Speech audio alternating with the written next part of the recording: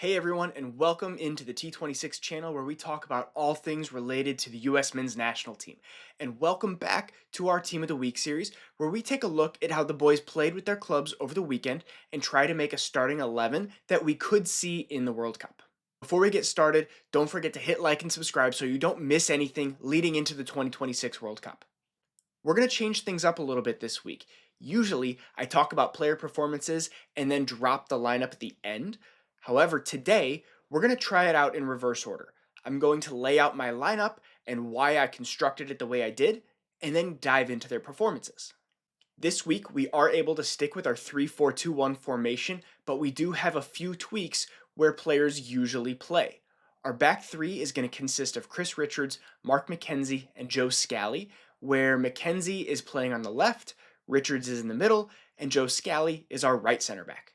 This week, our wing backs are going to be Serginho Dest and Tim Weah, and I'm going to have Serginho Dest playing on the left and Tim Weah playing on the right.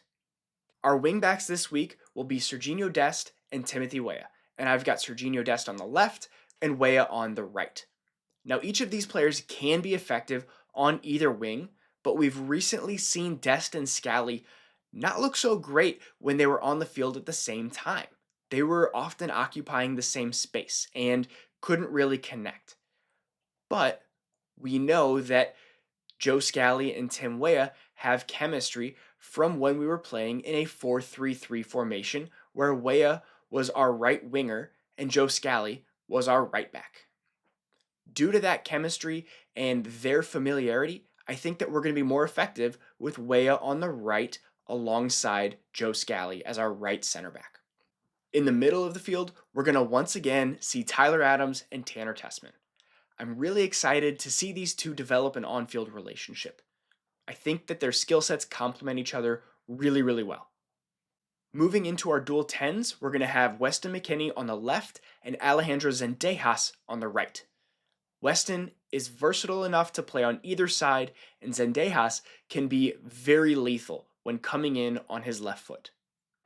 Up top, we're going to have El Tren, Ricardo Pepi, and he had himself a weekend. Now let's take a dive into our defenders, and we're going to start with our rock, Chris Richards of Crystal Palace. And over the weekend, Richards started and played the full 90 minutes in a 2-1 loss versus Manchester United. While this was a loss, Richards wasn't at fault for either of the goals that they conceded.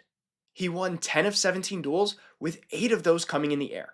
He had 6 blocked shots, 1 interception, and 2 tackles on top of that. Overall, if I'm going to complain about something here, it's going to be his passing. He only completed 31 of his 48 passes on 64 touches. When he's with the US men's national team, we need more than that. He is our best passing and defensive center back at this point in time.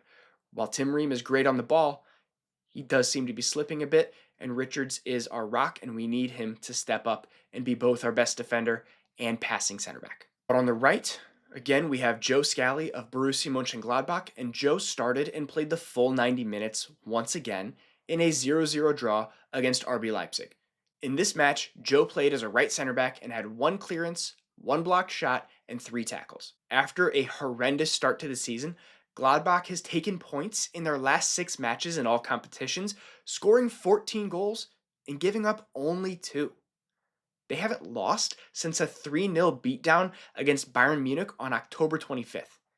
This is one heck of a turnaround for the boys from Gladbach, and hopefully they can keep it up and remain and maybe reach back into the middle of the Bundesliga table.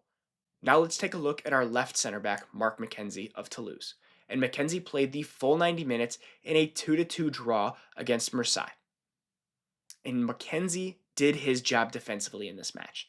He was consistently under pressure because Marseille had 70% possession and did well to keep his team in the game defensively. McKenzie had 5 clearances, 3 blocked shots, and 2 tackles. He wasn't at fault for either of the goals that was given up, and he got an assist to bring his team back level off of a long throw-in. Having the long throw in your bag is incredibly valuable come tournament time. Essentially, what we're able to do is put Weston McKennie and Chris Richards into the box and have McKenzie deliver a long throw, and it acts as another form of a set piece in the offensive third. Moving out to our wingbacks, we have Serginho Dest of PSV. And Dest played the full 90 minutes for PSV and was solid defensively in their 3-0 win over Volendam. I would have liked to see him get on the score sheet this week as PSV absolutely dominated the match, but I'm not going to complain when Serginho Dest puts in a solid defensive performance. We know the offensive contribution is there, we know the flair is there. The defense is what we've seen lack in the past.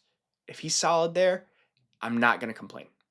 In this match, he had 90 touches, completed 94% of his passes, and won 5 of 9 ground duels, along with 1 shot on target. Overall, is it his best performance? No, but he did what he needed to do as a wingback. Over on the right side, we have Tim Weah. And Weah started and played the full 90 minutes in a 2-2 draw versus Mark McKenzie's Toulouse. And Weah played as a right back and right wing back in this match, and ultimately he didn't have much to do defensively as his team was on the positive side of that 70% possession.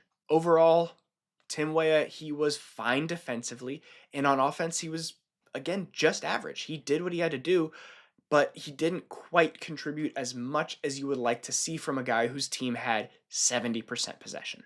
If we're looking at it from a wingback perspective, yes, we want to see a little bit more from him offensively, but we're also not going to complain that he's not making headlines on the defensive side of things. It's typically not a good thing when a member of your back line is the headline.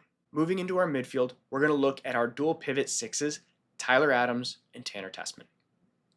And this dual pivot pairing very well may be the pairing that we see in June. And we're going to start with Tyler Adams of Bournemouth. And Adams, over the weekend, started and played 71 minutes in a 3-2 loss against Sunderland.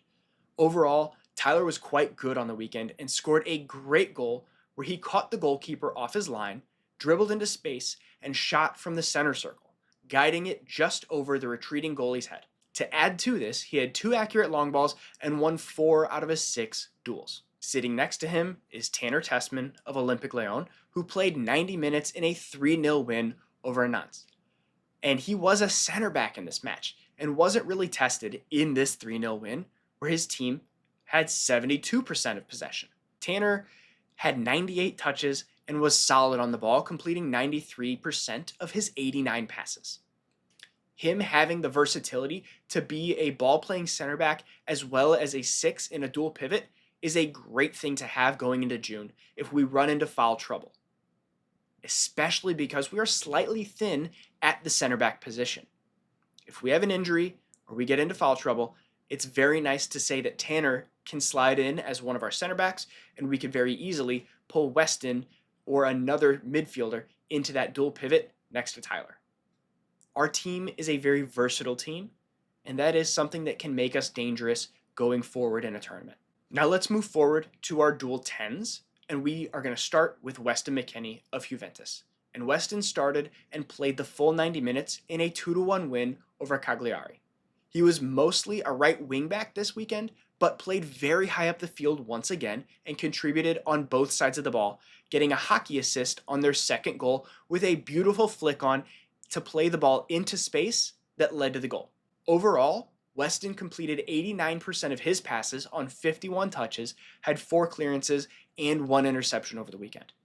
Once again, Weston is invaluable for Juventus. It doesn't matter what position he's playing, they need him in the lineup, and he finds a way to contribute. And Weston's partner at the dual 10 is going to be Alejandro Zendejas of Club America in Mexico. And Zendejas played the full 90 minutes in a 2-1 win over Monterrey. In this match, he had a well-taken shot from distance that went in the back of the net and completed 71% of his passes, 2 of which led to key chances, and he also won 11 of his 19 duels and had 5 tackles.